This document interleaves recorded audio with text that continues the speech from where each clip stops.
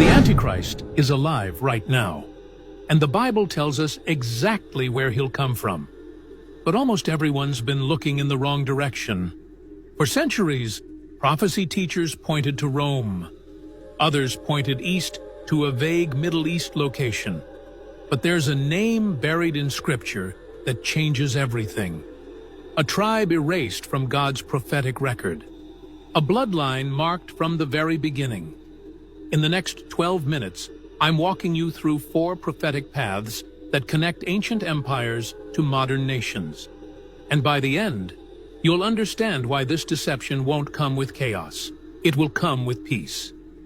Before we talk about where he comes from, we need to understand who he is, because this isn't a metaphor.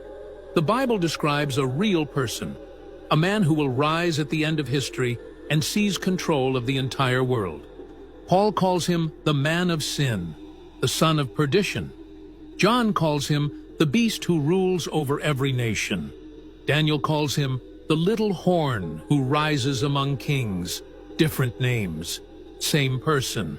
And he won't be just another dictator. He'll control 3 things no leader in history has ever controlled at once. Politics, money, religion, all 3, under one authority. Think about that. Napoleon couldn't do it. Hitler couldn't do it. Stalin couldn't do it. Every empire that tried to dominate the world eventually crumbled. Babylon, Persia, Greece, Rome, they all fell. Why? Because they lacked the infrastructure. Geography limited them. Technology didn't exist. But this final ruler won't have those limitations. Revelation 13 says he'll have authority over every tribe, tongue, and nation. Not some nations, every nation. And for the first time in human history, that's actually possible. Here's what most people miss. Understanding his origin isn't just interesting prophecy. It's survival information. Because he won't appear as evil. He'll appear as the answer. He'll promise peace to a broken world, and the whole world will believe it. But behind that smile will be the greatest deception in human history. So if you know where he comes from, you'll recognize the lie before everyone else falls for it. And that's exactly what Scripture reveals. But the clue doesn't point where most people think.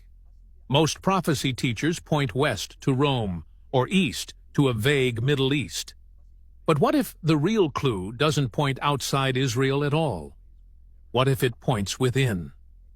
In Revelation 7, John lists the 12 tribes of Israel that God will seal in the last days: Judah, Reuben, Gad, Asher, Naphtali. But one tribe is missing, the tribe of Dan. In its place, Joseph and Manasseh appear. Why would God erase an entire tribe from his prophetic sealing? Many scholars believe it's not an accident.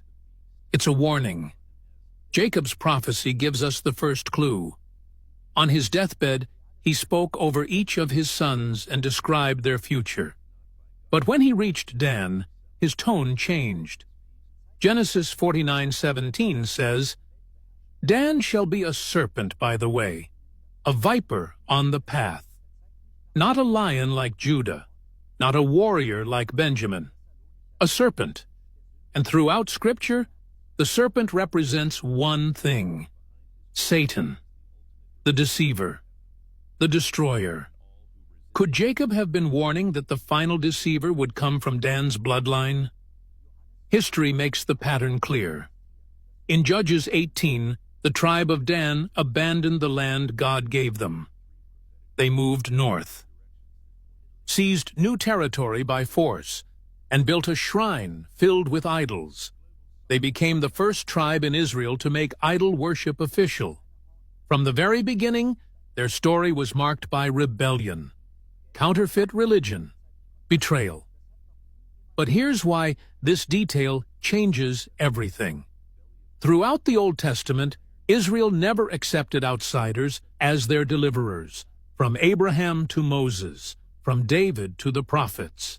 Every chosen leader came from among their own people.